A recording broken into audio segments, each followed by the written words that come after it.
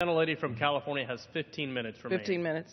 Okay, I would like to, in just a minute, yield to my colleague from Florida, Ms. Graham, who would like to take the podium and take the floor, and talk about poverty in her own community. And she has been such a tremendous voice on eliminating poverty and working to lift those who live below the poverty line out of poverty. We know that families living on the minimum wage, they have to make choices each and every day around the country.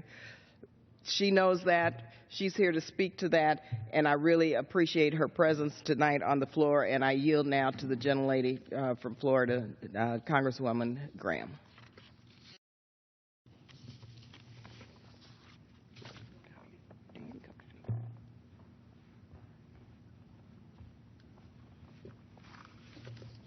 Thank you, Congresswoman Lee. I really appreciate you inviting me and allowing me the opportunity to speak tonight on this very important subject.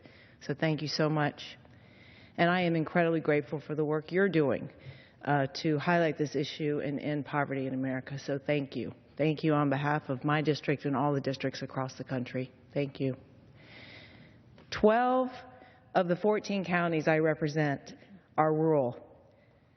Rural counties that face many unique challenges, like access to social services, access to quality education, and access to health care. And all of these issues are complicated by a cycle of poverty. This is especially prevalent in areas like Gadsden County, where more than 26% of the population live in poverty. It's unacceptable for 1 in every 4 Americans to live in poverty in any part of our country. And we must do more to help rural families break the cycle of poverty and move into the middle class. One program that's successfully working to do this is the United States Department of Agriculture's StrikeForce initiative for rural growth and opportunity.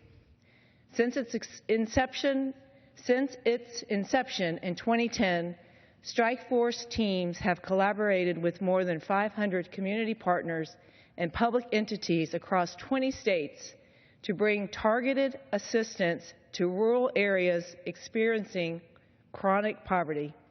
StrikeForce efforts have helped direct over $16 billion in investments to create jobs, build homes, feed kids, assist farmers, and preserve natural resources in the country's most economically challenged areas. As the USDA considers expanding StrikeForce into more states, I urge them to bring this program to Florida, especially to North Florida and Gadsden County.